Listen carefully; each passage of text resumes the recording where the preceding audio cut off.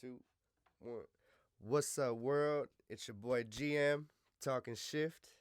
Today I'm here with my guy, man. We going down memory lane, so we had to slow down and like make sure we got all this on tape, man. We here with my boy Bennett, bruh. Bennett. Last name is Roth-Newell. Yeah. Bennett Roth-Newell, Yep. man. Man, I'm a little bit younger than him, and I always looked up to him. I always seen him playing the keys, man. So it's an honor to have you on, brother. It's a pleasure to be on it, man. Yeah. Thank you for having me, and doubt. it's just really cool to get this opportunity, reconnect. Yeah. You know, I wasn't sure if you were gonna remember me. I was I like, totally man, do. I was like, I don't know if you remember me or not. It's been so long. Yeah. A lot of time done passed, but Yeah. But no, I remember all good things too. Good you know, shit. man. Good shit. It's, I had like long hair back then, man. I remember, yeah. You had it banging down. The tall tees, bro. The baggy, the Gerbeau jeans. Yeah. 4 for $20, man. Foot Locker. All day, bro. Hey, man. Oh, man. Were you rocking the tall tees the whole night? Yeah. My boys used to always clown me when I had white tees because I wasn't too big on bleach, man. So eventually I had cream tees.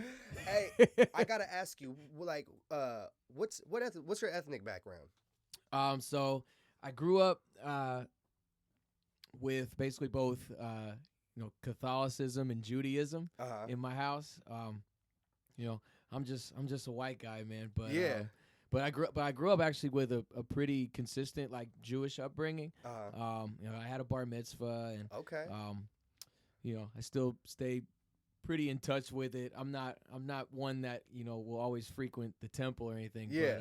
But I'm still pretty in touch with it spiritually. I'd say That's good.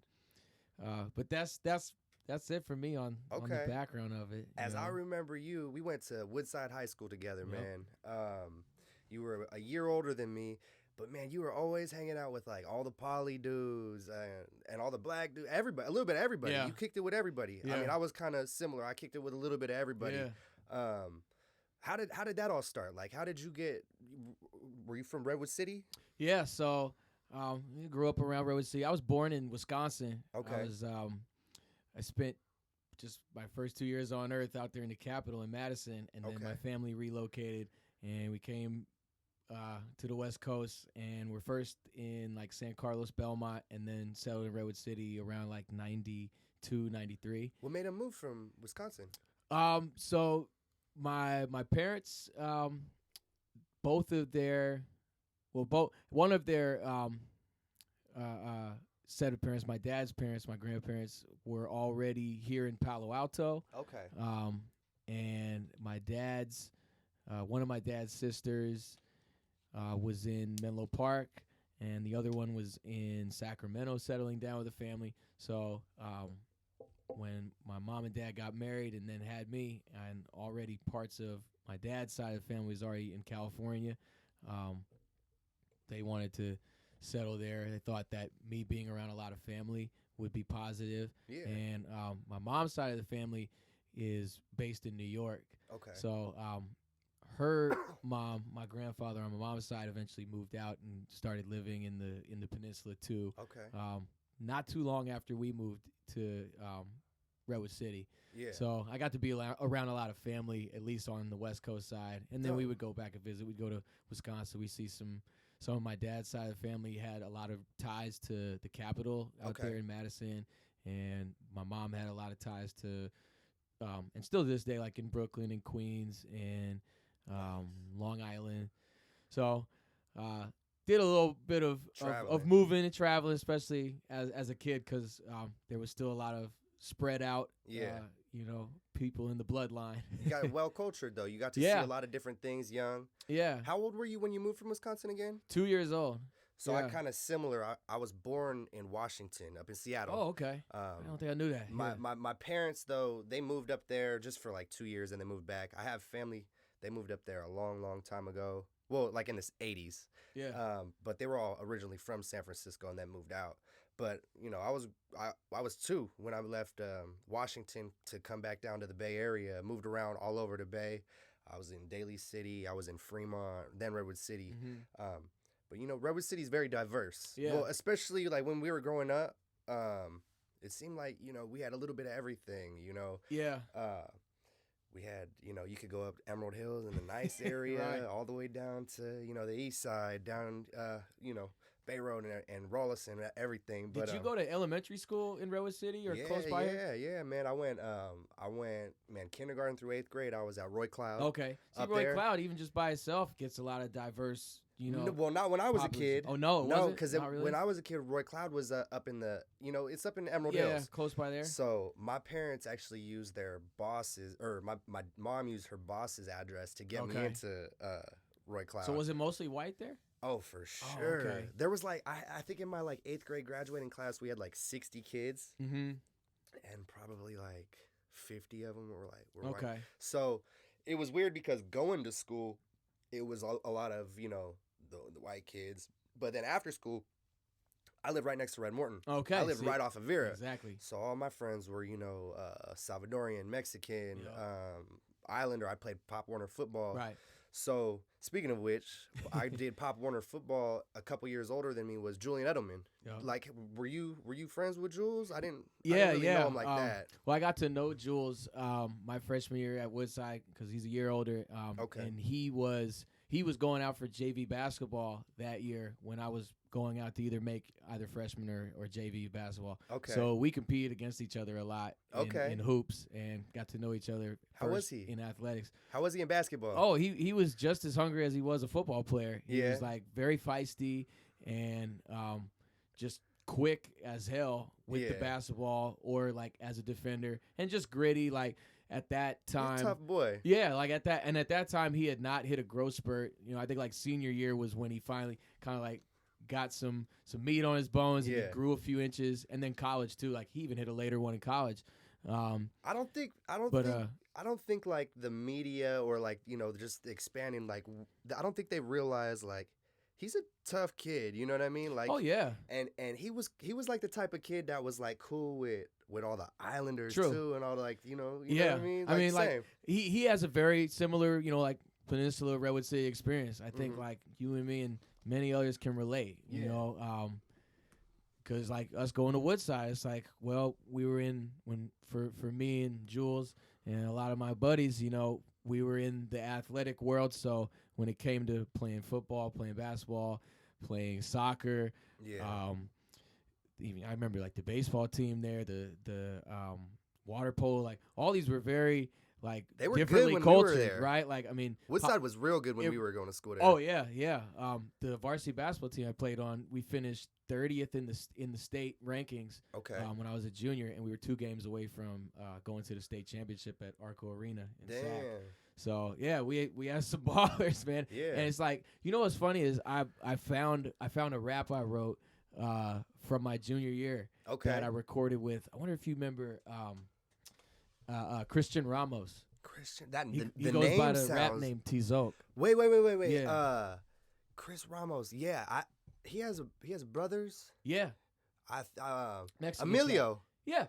Yeah, I know. Yeah, so for sure. Yeah, for so sure. he and I and another cat named Dario, we did this rap song that I wonder if you remember this assembly that we performed in the new gym. Were you rapping? Yeah. Or did you play keys too? I was only rapping. Okay. On that. I was rapping, and we were in the new gym. Yeah. And it was on the Cinco de Mayo celebration. Was it the Cinco de Mayo one where the brawl happened? Not when the fight broke out. Were you there for that one? Yeah. Oh shit. We'll get to that. We'll get to that. But we were running. But okay, so that was the year after. Okay. The non-brawl year. And I found the rap I wrote. It's crazy. And I ended up referring and making a reference to the tendency I had to surround myself with all these different folks of different ethnic and cultural backgrounds.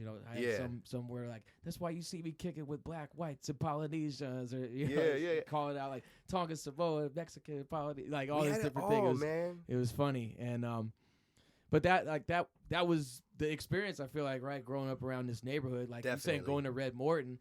You walk up in that gym and it's a melting pot. For sure. It's got everything.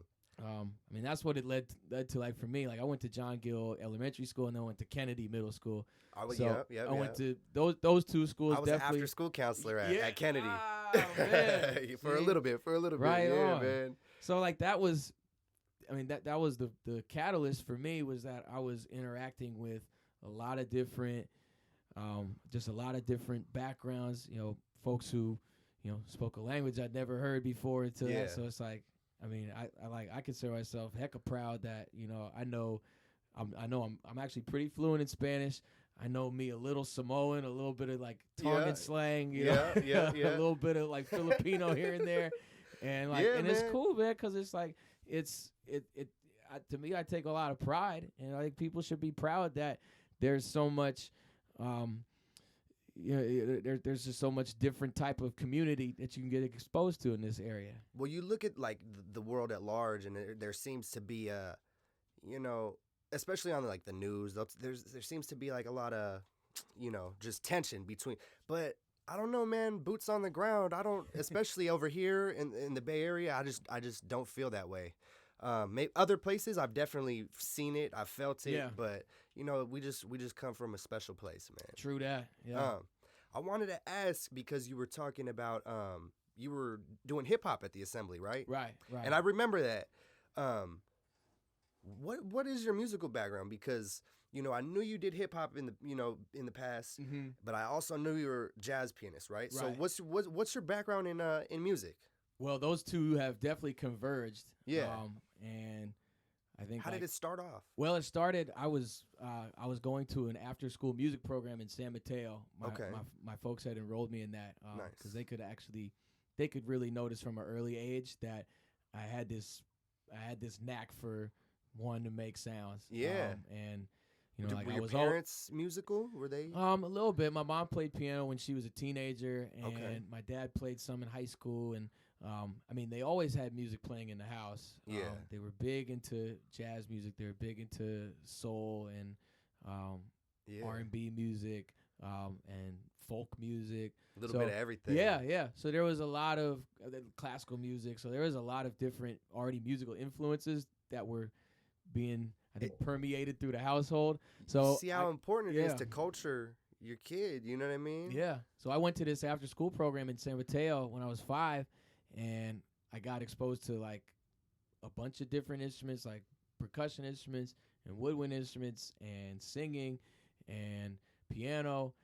and then doing all these different things and then getting to perform for people too. So all of these experiences ended up being like a very early introduction, I guess, to what I guess I eventually was going to really find myself loving. Yeah. So I took piano lessons then from the time I left that and went to private piano lessons with a teacher. I had the same teacher from the time I was 8 to the time I left for college when I was 18. Damn. I went to Sonoma State University and majored in jazz studies there. You got a black belt in piano, bro. 10 years deep, bro. That's, I mean, I was blessed, man. I had this teacher who was well-versed in classical music and jazz, and she could tell after, like, maybe a couple years of me studying with her that I had this you had this soul about you. Yeah, I think I had this very creative bone that she was noticing could be more explored. Yeah. And so she started kind of exposing me to more jazz music. She was advised me to get certain books, listen to certain artists, get this sheet music, learn these types of exercises, learn these certain scales. Who was it? Who was like the jazz? What entered your ear and was like, poof, it like changed your life as far as the jazz music? Thelonious Monk. Okay. What song in particular? Do you remember, or was it just kind of there's a particular song called Panonica. I gotta go jot that down. It's a really deep ballad. Yeah. It's okay. Thelonious Monk, Panonica. Okay. Monk, I remember, is like one of my first just significant influences. Just hearing kind of the very like brash spontaneity, the way he played, and it, like compositionally, he's a master. I mean, the guy wrote hundreds on hundreds of songs. Yeah. Pretty much all of them have made it into like the jazz standard repertoire. And they're like, to this day, they're the songs that like, jazz musicians look at and was like, you should know this one. You should know this one. You ought to know how to solo on this one. You should know how the melody on this one goes. Like, so. Did you see that movie Whiplash? Mm-hmm. Yeah. What did you think about that? it was, A little. it was very over the top the way they went about it. Yeah. And I think coming from such a deep background of playing in like a high school band, a college jazz band, a Woodside's community high jazz school band. jazz band was tight, wasn't it? It was decent. It was, yeah. Like I remember being pretty funky when I was younger. You know what I mean? Yeah.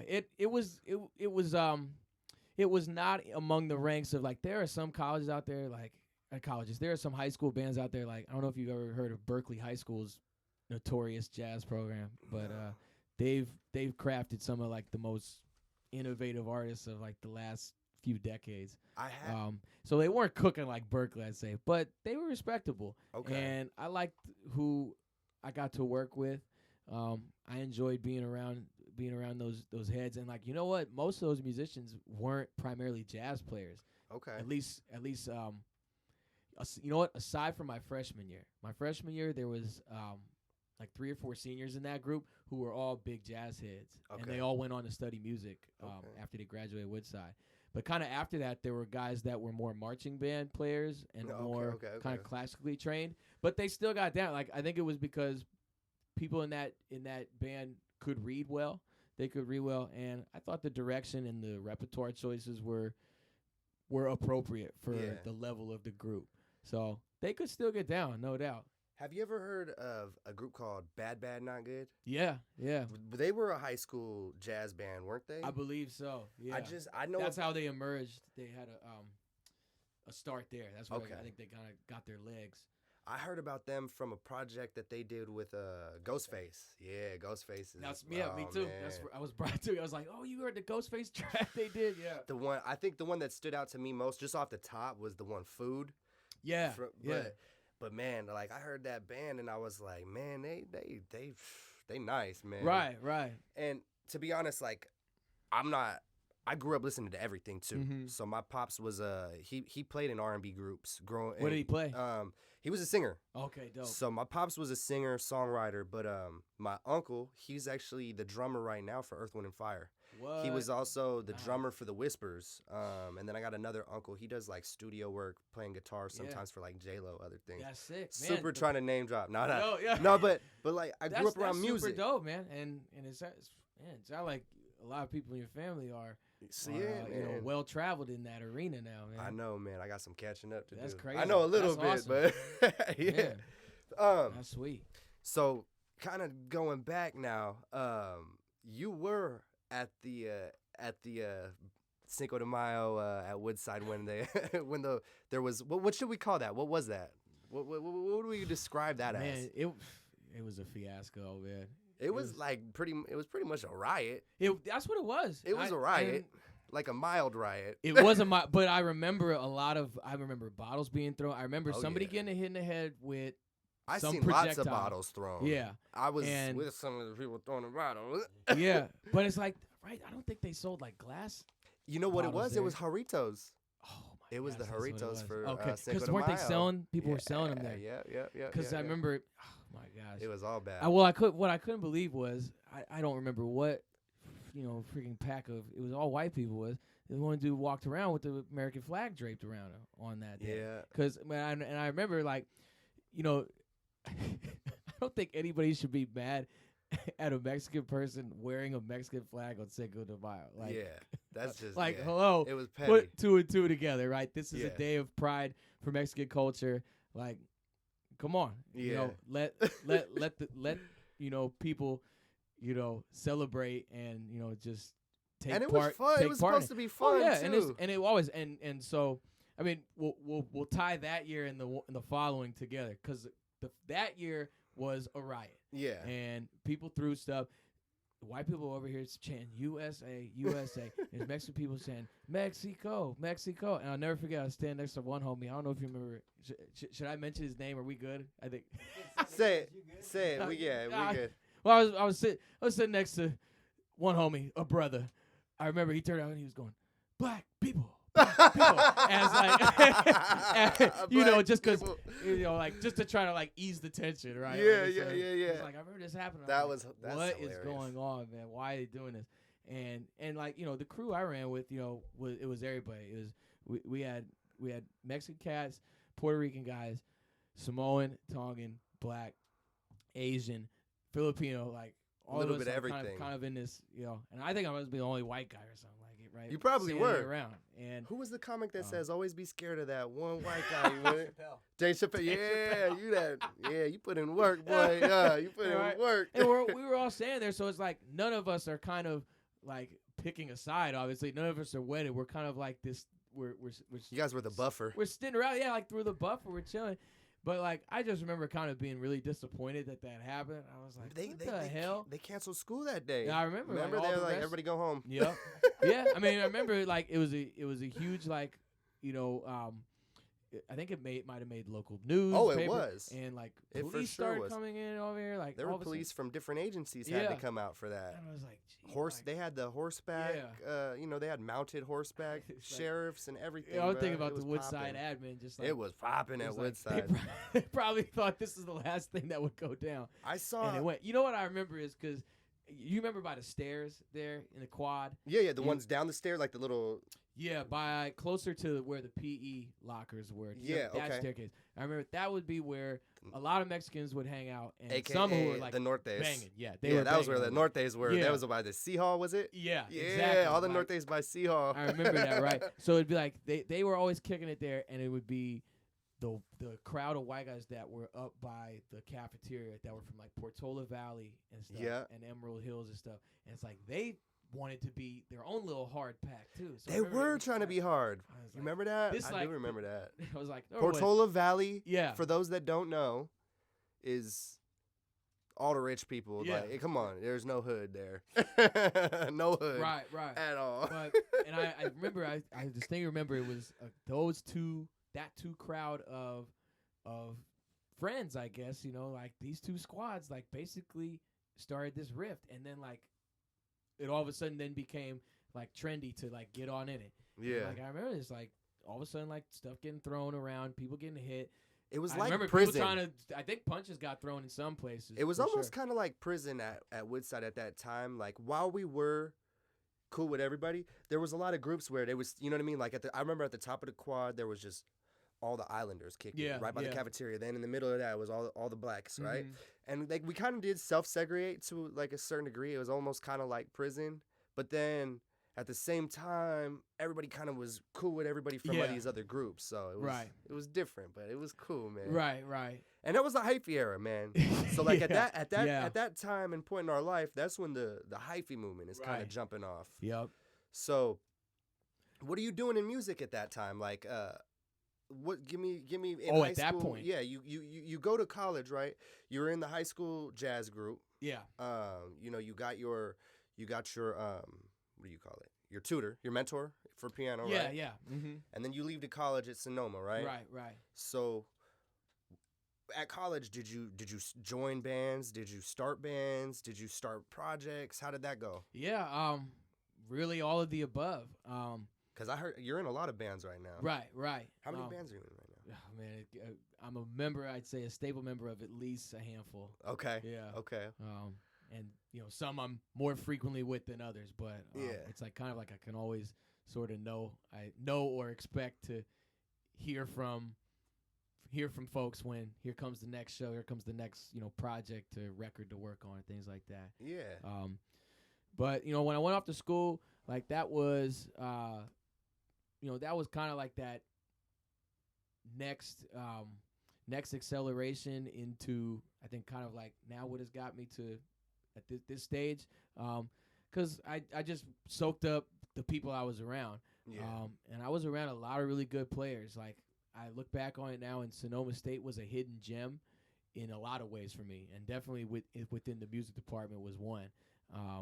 Because I didn't even know that they had a program like you know what I mean? Yeah. I mean, I still to this day, like not every school in America, I would say, has jazz as a focal curriculum to study or major in. It's definitely grown for sure. And like when I was looking around the schools, Sonoma State was one that was totally catching my eye. And I ended up getting a scholarship to go there for music. Nice. Which was kind of one of the things that was really sealed the deal. Okay. But I interacted with a ton of different musicians there.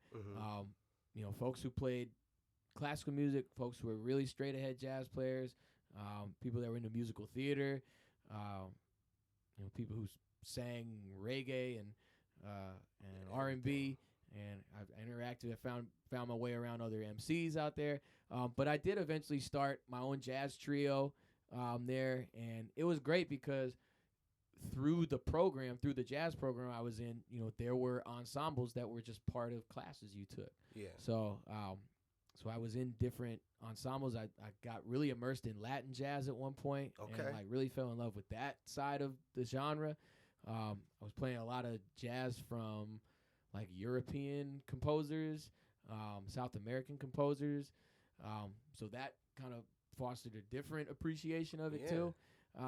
So like by the time I was getting done there, I formed some good alliances with many different musicians, and then went to grad school at San Jose State. And kept going in music. So I got my master's degree in the same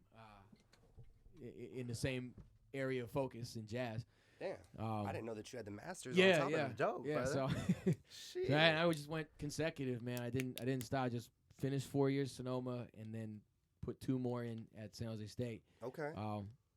Were you were making beats too, or like you were or do you still do? Yeah. Okay. Mm-hmm. So that's crazy because most beat makers don't these days. Most beat makers don't even know how to play an instrument. Well, not most, a lot, right? Yeah, they're more kind of technicians of the equipment, if you will. Which I respect too, because it's kind of an art in of itself, right? And I have respect for both, right? But it's kind of a rare breed, you know what I mean? You have somebody that's so highly trained in jazz, right? Mm-hmm. But also has a love for hip hop and beat making, right? Like, do you play a lot with that in your music? Totally, yeah. In your beat making? I've released these 2 recent singles. One is called Put It Out, and another is called Reckless. We'll put the links in here, too. Yeah, we definitely will, right? We'll drop them in. You can find both of those on all the streaming platforms, on iTunes, Spotify. Yeah. So, I've always taken pride in being able to self-release, basically. And it's beautiful now. Yeah, and for the longest time, pretty much even while I was still in grad school and up until pretty recently, like my focal point had been playing in bigger ensembles. I released a record with a group of a total of 7 musicians called The Bad Ones, and we put out a record that was like a modern jazz album that I contributed a lot of the compositions to. Okay. I played all the piano stuff. I rapped a little. And did some arranging and also composed a bunch of the tracks. And I did that. I did a project with a band called Soulful Obsession, which was, to touch back on the diversity theme, which was me on keys and rapping, this white guy, a black dude playing bass and rapping, a Vietnamese girl as the lead singer, and a Japanese homie playing drums. And it's like the UN of music. I was about to say it was like the United Nations of like R&B music. Yeah. And so it was R&B. Yeah. So we released the EP in 2013. Okay. And had a lot of success with that project for a couple of years. I've played I played on records with another cat. His name's Mason Razavi, and he's this really awesome composer and improviser. He's a jazz guitarist. Nice. And he's put together these albums that have been half quartet with myself and him playing guitar, a bass player and drummer, and then half of the other tracks are those same 4 plus 5 horns. Oh, damn. So it's a 9-piece band. So that's a big band. Yeah, so that's a heavy band. It's been cobbled with like all these different kind of like bigger projects that take multiple heads to really come to life. Yeah. And then now it's like kind of only recently. That's a lot different type of recording. Yeah, than, yeah, you know no doubt. I was actually just in the studio this morning in Oakland doing a project with a cat from San Diego named Jake Thronson. Okay. And it was kind of like that. It needed collaborative energy for it. There's an engineer in the booth, and there's 2 guitarists, bass, drums, and myself, and then the cat is in the vocal booth singing. So I still find myself totally kind of in those, but I guess you could say in some ways, like with this, I'm more of a hired gun. Yeah, you like a mercenary. Yeah, yeah. It's, it's beautiful though, and I love because these days I think kids they look at music and they think I gotta be a rapper or I gotta be a producer. Right. And here you are, you make a living off of music and jazz music. You know what I mean? And there's so many different lanes that people could take, and everybody wants to go follow that because of what they, you know what I mean? They follow that one route. I want to be a rapper, and maybe they're not. Maybe that's not even for them. Maybe that's not even something they truly love. Like, you know, it's a beautiful thing to show people that, you know, this is a valid profession. This is a valid career, man. You know? Yeah, yeah. I mean, it totally comes with some sacrifices and some, you know, just grind. For sure. But, you know, I wouldn't trade We're it making for podcasts. Sure. Yeah. and that's a damn good passion too, man. Yeah. You know, I think it's like, I don't know, it's like whatever creative route somebody wants to take, you know, just I think you got to follow it and roll, sure. Especially if it fuels your drive to exist. I got so many different things that I love and passions, and it's weird because like I'm the type of person, if I'm not like 100% obsessed and like in love with it, I just can't do it. You know what I mean? Yeah. You got to be the same way. You know what I mean? Mm-hmm. So what about now, man? Like what does the future have in store for you and jazz music and hip hop? Like what's coming up now? Yeah, everything is still, I think, joined at the hip. Yeah. I mean, I think about it and tell people this to this day now is that I don't think I would have continued playing jazz had I not found hip hop, and I don't think I would have found hip hop had I not started with jazz. The two are very synced up. Yeah. I think they're both responsible for the other. So you know, I still continue to play in a lot of jazz settings. Mm-hmm. You know, I play in a group called the Ill Alliance that does a residency gig in Sunday nights at San Jose, or at the spot in San Jose called 55 South. Okay. And there's a lot of collaborative things I'm still involved with, merging hip hop and jazz together. I'm definitely rolling in the direction of you know, really just honing my own music and composition. So I'm fusing a lot of the elements that have kind of populated my jazz focused styles, and ushering those into more of my songwriting. So rapping a lot. I've sang more actually too in recent things. So been trying to find my voice with too, that. Huh? Yeah, I can hold a tune, man. Okay, there you go.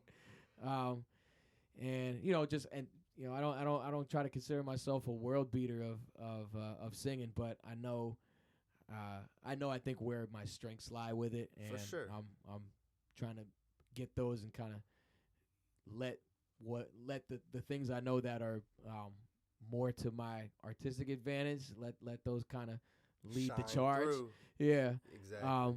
So I've been recording a lot more music of my own, and I'm gonna actually debut a lot of new music this Halloween. Okay. On you got a so on October 31st this year, I'll be at the Art Boutique in San Jose. Art Boutique. Yeah, Art Boutique. It's on Race Street, and I'm gonna be headlining a set.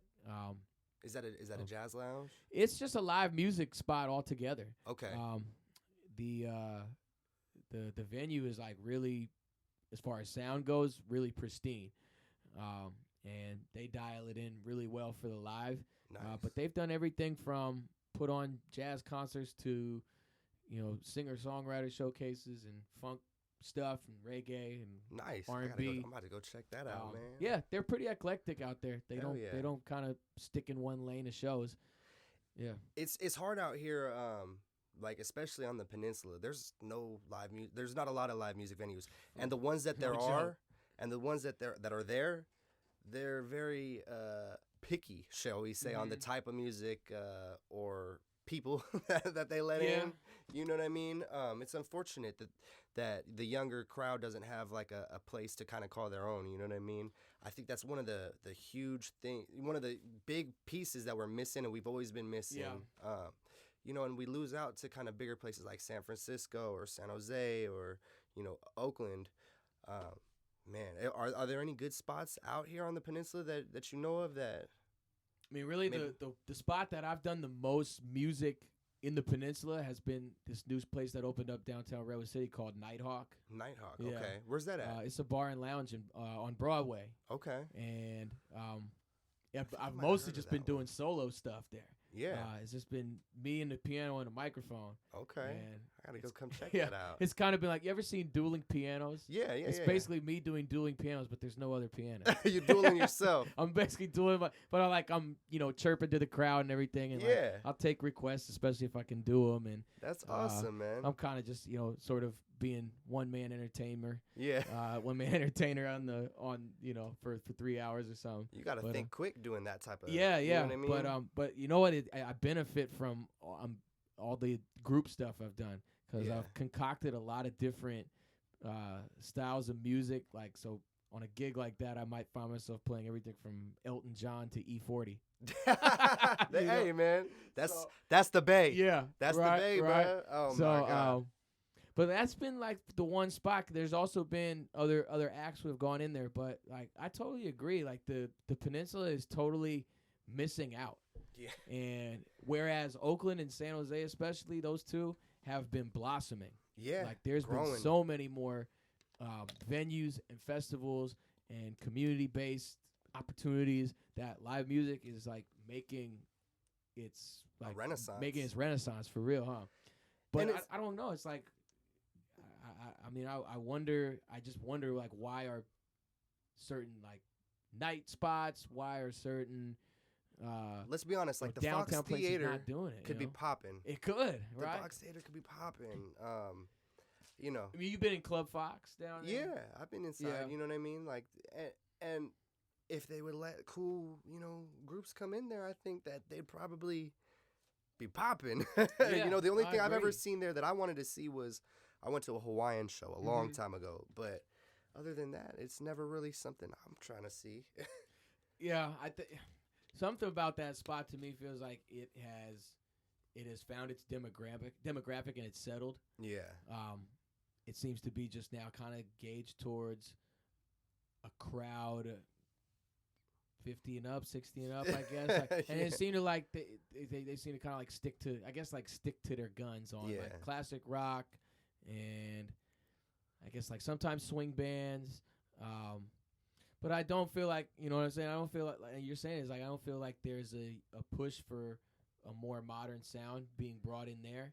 And I think it's a disservice to the community Fox too. Theater too. Like they could bring in big acts too. Yeah. Like you could bring in the types of artists that are filling up like Paramount in Oakland or filling up like the Warfield in Frisco. For sure. It's unfortunate because I think the peninsula is kind of like an untapped gem for the Bay. I think that we had so much talent here kind of get looked over because we didn't have the same type of resources that the bigger Bay Area cities had. But man, like there's just a lot. I remember growing up, there was just a lot of different talented people around me that probably went into maybe like tech or something else because they didn't see a future in this music thing. You know what I mean? Yeah. And it's like I said, like how it's a disservice to the community. Then the young kids, they look up to that like, well, why would I even do this music? There's nowhere for me to even perform in my own area. Like, I think it'd be cool to have a little bit more music programs going on for the kids, different, you know what I mean? Different, I don't know. Well, speaking of that, so I run the music department at the Rikus Center for Human Enhancement over here on Edison Way, kind of on the border of Redwood City, Menlo Park. Definitely. Are you familiar? Oh yeah, I know the Rikus, Rikus right? Center. Yeah, for sure. Yeah, Moses used to go record over there. Yeah. Back in the day. That's what R.I.P. I remember seeing him there. Yeah. Rest in peace to the homie, man. Yeah. I was, I was there as a kid at Woodside. I went there originally to try to get more more athletically fit and just in better shape, the best shape I could to make the basketball team, make varsity. But that was just my initial goal of going there when I was a teenager. But I eventually ended up, I recorded my first hip-hop CD there at their studio. And, by the time I think I was like 18, I already had like a part-time job there working. I was like teaching a few piano students and working as kind of like a utility man. It's like I could a little bit everything. Yeah, it's like I could take people on tours of the facility. I could take students through workouts. I could teach some music. I could teach rap. I could. Do they have somebody there that teaches how to make beat? Yeah, I've been doing that too. Yeah. So you teach that? You're teaching that there? Yeah. That's awesome, bro. Things kind of came full circle, and I've been back there.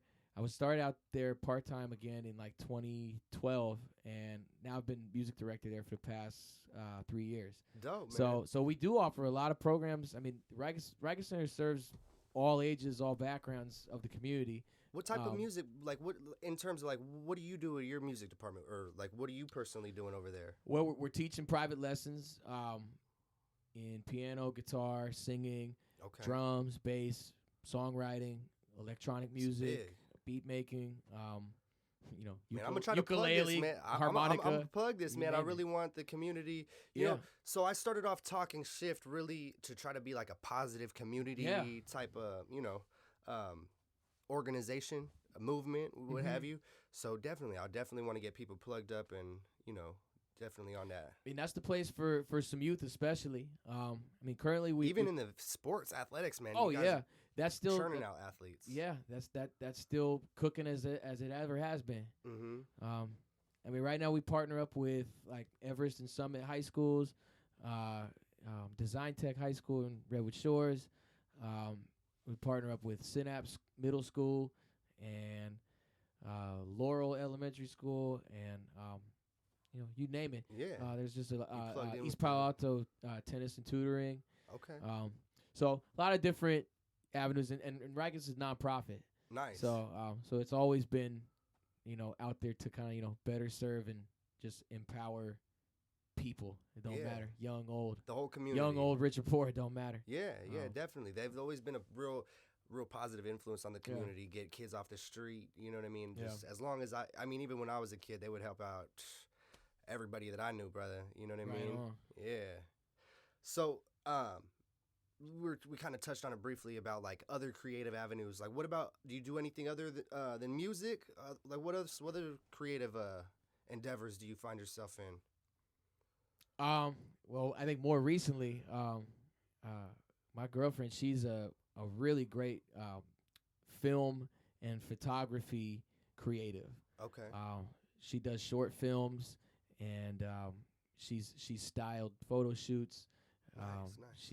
She's done some of my promo. She's done visual art. She did this cartoon thing of me for this album artwork I did for my most recent single, and so she's got me on actually now, kind of getting more skills in the realm of capturing good footage, basically, getting some video up, getting the right lighting in a photo. Dope. You've been working on any like videos for your new project at all? Me, not personally, not yet. There may be some of that coming soon. Right now, I've just been tapping in and making sure I get the audio and get the sounds right before I go visual in it. There's a short little like 40-second visual from a single I put out at the beginning of this year. That my girl shot, that she shot and edited. We gotta make sure everybody needs to know about these. Yeah, no doubt. But my girl, Valencia Mitchell, man, people should look out for her. She's a dope mind for filming and editing. And that's I guess you could say kind of my other side of creativity I've tapped into. But for me, if it's not music, it's hoops. That's you're really still in there hooping. That's really what drives other. Where are you hooping at now? Up at Rikers? We hoop at Rikers. We play on Wednesday nights. If anybody want to come get sweaty and get it running. I still go to Redmore sometime, and get down. I go sometimes out to San Ramon at this spot called Iron Horse Middle School. This place looks like a college, man. Yeah. I've been at this school a couple times. I'm like, holy cow. And they got this gym that has 3. It has, it's one large full court, but it can hold 3 like a little small horizontal full courts. Yeah. Full courts. Yeah. Damn. Like if you think of the main full court as vertical, you got 3 horizontals there. So I still get down, still play, man. Still get up and down it. Yeah. I mean, I credit that to, I think, how I've stayed busy musically. Yeah, staying in good shape. I think those two have gone as much hand in hand together. For sure. I don't know if I'd have gone. I don't know if I would have gone this musical route if I hadn't played basketball. And I don't know if I would have stayed playing hoops if I didn't keep what playing would you music. be doing? So, I'd be lost. I'd be lost out here. So I feel that. I think that's the. I mean, literally, that's where I feel like I can also be creative. Basketball to me has always felt like the sport that can be both improvisational and scripted, kind of in the way it can be executed. So I come from a heavy martial arts background. That's what I grew up doing, martial arts. My little brother is an MMA fighter. No kidding. And so definitely from the music aspect, especially like with jazz, how you hit somebody, there's pattern to it. There's beat to it. You know what I mean? Yeah. And sometimes you want to be offbeat. Sometimes you want to do something offbeat. And, I think music has definitely helped me in that realm. So I can definitely, relate. I mean, can you feel like a rhythm to when for sure. you're fighting or when you're sparring? Especially especially in sparring, because you know what I mean? You know the tempo, like you guys are working together because you're not trying to hurt each other. Right, you know what I mean? But, when you think of like the more ancient type of arts, music was always intertwined, even to like Muay Thai. Before a Muay Thai match, they have like the music, they have to do the dance before they even fight. Oh, I didn't even know a lot of different martial arts, the music is heavily tied into it. And, boxing too, like pace, rhythm, freaking it all ties in together. And that's why it's a martial art. You know what I mean? Like it's a full on art, and I do feel that way, So I could definitely. Are you relate. Still getting down a lot? He comes through sometimes. I got an MMA class that I do. I help coach. I hold mitts. Where's that at? It's in Redwood City at the weight room. I do a little bit of personal training. I was trying to start like a youth MMA program, man. I really want to help kids get off the street and that's fantastic. Explore martial arts. Because when I was at Kennedy, I was helping some kids, and I did a self-defense program, and a lot of the kids were actually really interested. I couldn't like really grow the program how I wanted at that time, but hopefully with the gym and everything, maybe link up with Rikus or something, get some type of program going. Pretty hip. I'm really trying to get kids that are serious about not fighting aspect, not just about the self-defense, but that want to try to look at it as a sport because. It should be. For football, right? Kids come up from Pop Warner all the way up, and there's an avenue, there's a route. There's no one route for martial arts, right? Mm-hmm. But we should be able to show, help these kids get a route because, people are making money in it. It's true. It is a very, dangerous thing. But, I don't think it's less safe than football. You know what I mean? People are running full speed. Bam. You know what I mean? Right.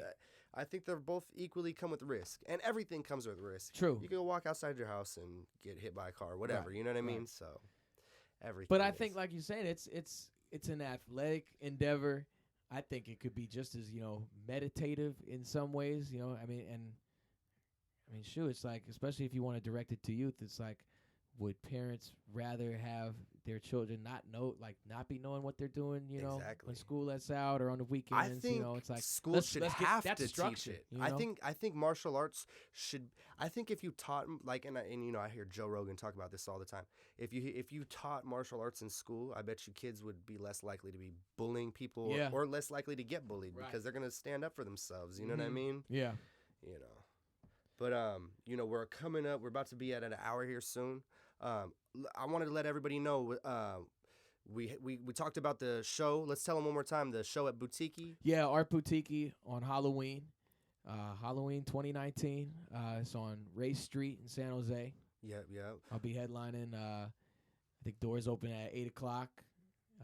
All ages show. Okay. So y'all come through, kids and adults, man. What about any other projects as far as like on like to download? Yeah, you can download my new single Reckless.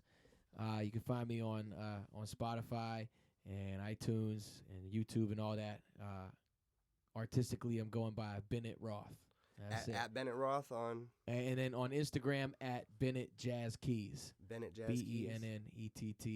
BENNETTJAZZKEYS. Any other ones? I don't rock with Twitter, man. Okay, cool. You can't find me on there. But yeah, I mean, just BennettRoth-Newell.com. That's my website. Okay. BENNETT. Be on the look for my guy. Be on the look for my guy for sure. .com. Yeah, BennettRoth-Newell.com. You can catch my calendar. I try to keep it heavily booked up there and all up to date. Yeah. But yeah, I mean, I'm all over the Bay, man, and you living out here? Yeah. I stay in Redwood City. Okay. And but I get out a lot to San Jose, a lot to Oakland, San Francisco. Yeah. Up north, North Bay. I was just in LA on Wednesday. Okay. So get around. I'm getting around, dog. I'm trying to stay circulating. Well, I'm active. I really appreciate having you on the show. I appreciate you, Greg. I would love having you back on the show sometime, man, and have you speak more on your growth and everything happening. I wish you nothing but the best, my brother, and I appreciate you taking a shot, on a new thing, and new people that we're trying to make this work too, bro. Please believe, yeah. So we really appreciate you coming on, man, taking a chance with us. It's my pleasure, man. Anything to do support. For sure. You got appreciate you. Talking Shift.